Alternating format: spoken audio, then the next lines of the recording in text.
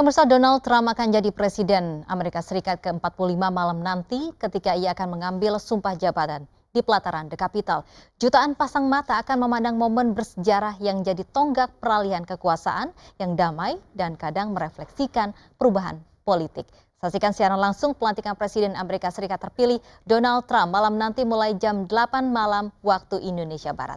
Dan informasi ini sekaligus mengakhiri iNews Siang hari ini. Jangan lupa saksikan iNews Siang setiap hari jam 11.30 sampai 12.30 waktu Indonesia Barat. Saya Loviana Dia undur diri. Terima kasih atas kebersamaan Anda. Selamat siang. Sampai jumpa.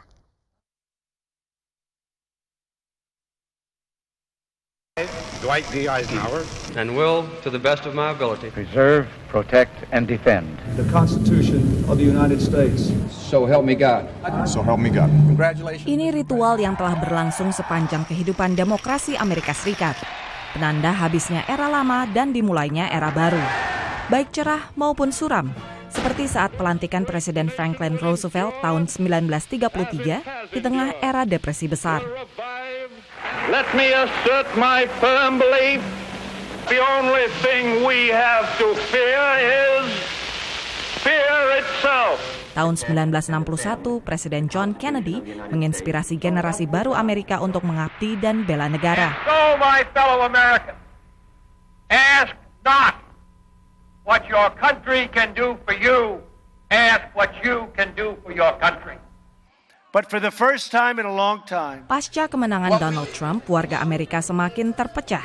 Salah satu tantangan terbesar bagi Presiden Trump adalah menyatukan kembali Amerika Serikat. No, I think it's a very important opportunity for the first step to really speak to the country to say now as president, perhaps some of the differences we have on the campaign trail are behind us. Sejak dulu pelantikan presiden telah menjadi momen di mana segala pertikaian di masa pemilu sejenak dilupakan. President Obama will ride in a car with President-elect Trump to the U.S. Capitol from the White House and peacefully hand over power and watch his successor, not the successor he wanted, but his successor nonetheless, take the oath of office.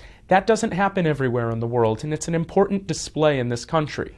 Donald Trump dikenal dengan retorikanya yang kontroversial semasa kampanye. Tapi tidak ada yang bisa menebak bagaimana nada pidato pelantikannya. An inaugural address is generally crafted and written in advance, and presidents read their inaugural addresses. Will Donald Trump throw out the script and go off on his own?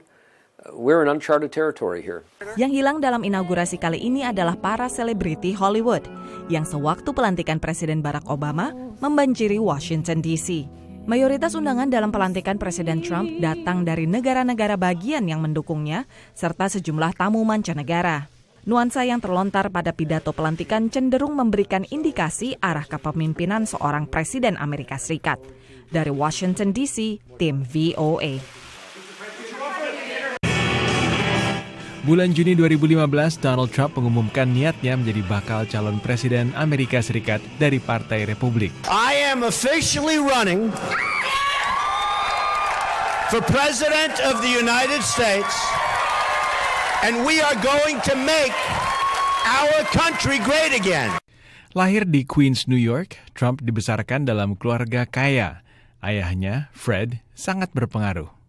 His father was very authoritarian, very demanding, the boss, and of course Donald picked up these traits and these characteristics. Trump muda memulai bisnis sebagai pengembang real estate di Manhattan. Awal karirnya cemerlang. Dia mendirikan menara Trump yang ikonik, membangun citra diri, dan merangkul media. Faktor-faktor yang mendongkrak kampanyenya.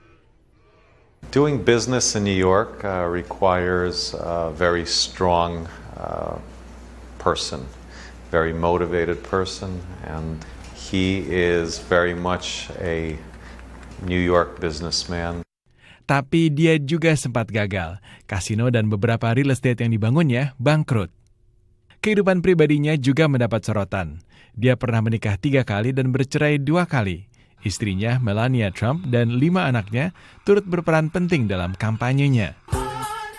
Tahun 2000-an, The Donald hadir di TV show populer.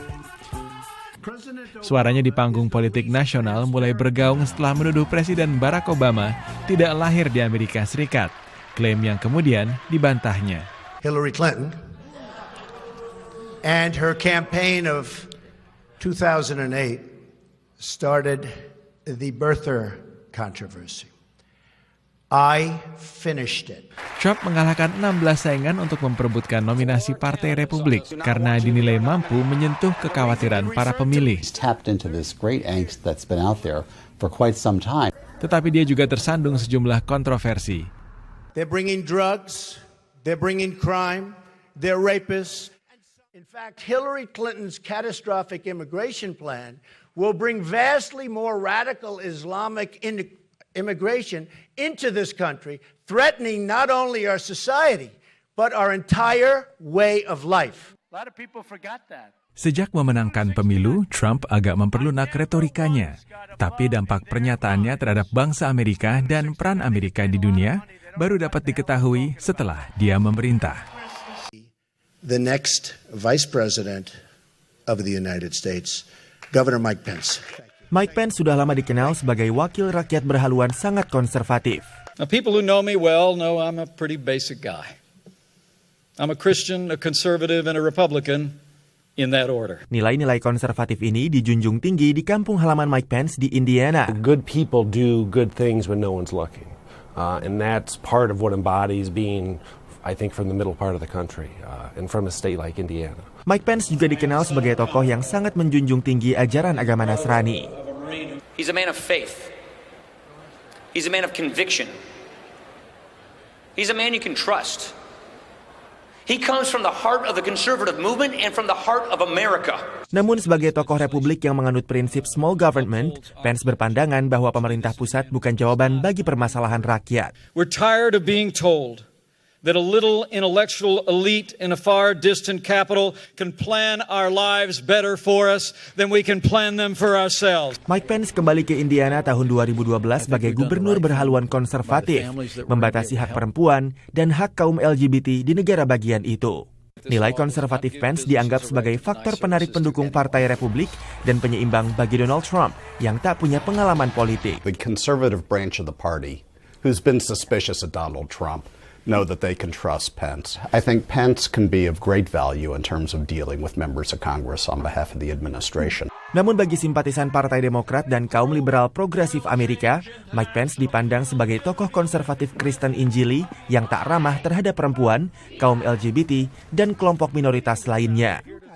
Pence juga dinilai kurang peduli isu lingkungan hidup dan terlalu berpihak pada lobi pro senjata. Demikian laporan tim VOA.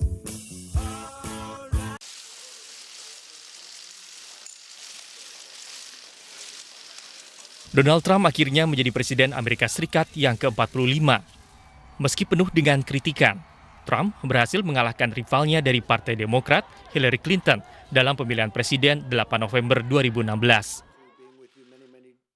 Sebagai Presiden Amerika, Trump ingin meyakinkan rakyat Amerika Serikat bahwa pilihan rakyat Amerika tidaklah salah. Trump terpilih di usia 70 tahun, menjadikannya sebagai Presiden tertua Amerika Serikat yang terpilih. Namun di usianya itu, Trump menjadi pembicaraan akan seperti apa dia memimpin sebuah negara adidaya. It's absolutely no difference that Trump is 70. He's got energy. We saw that during the election. He's a businessman. He's very active. And you could see during the campaign that he was, touring the whole United States, 5 states in a day. No, I don't think it has anything to do with it. It's all, in my view, the president, it's all about, do you have intrinsic energy to do the job? Can you withstand it? Are you resilient? And I suspect he is quite resilient. Trump adalah seorang pengusaha, dan bagi pengusaha, usia bukanlah halangan untuk menjadi sukses. Di usia 85 tahun, Raja Media Rupert Murdoch tidak menunjukkan tanda-tanda akan jatuh. Awal tahun ini dia bahkan akan menikah untuk ketiga kalinya dengan pasangannya yang berusia 60 tahun, seperempat abad lebih muda. Ketika Presiden Ronald Reagan menjabat sebagai Presiden Amerika Serikat, dirinya berusia 69 tahun. Di usia 71 tahun, Aung San Suu Kyi menjadi pemimpin Myanmar setelah berjuang selama beberapa dekade untuk demokrasi di negaranya. My own opinion is experience is very important. I wouldn't want somebody running my company or country that panicked at the first signs of a recession. I want somebody that's been through the investment cycle, that understands the way that economics works. I think experience trumps age in this day and age anytime.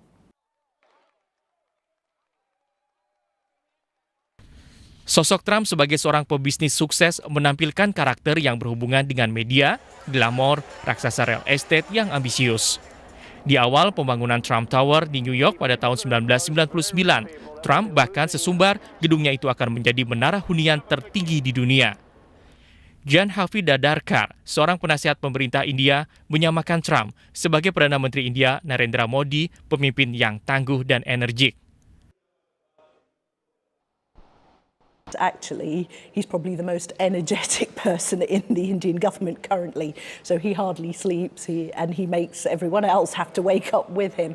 So when we look at leaders that are of an older generation, one of the things that they bring with them, obviously, is experience, and that's a great thing.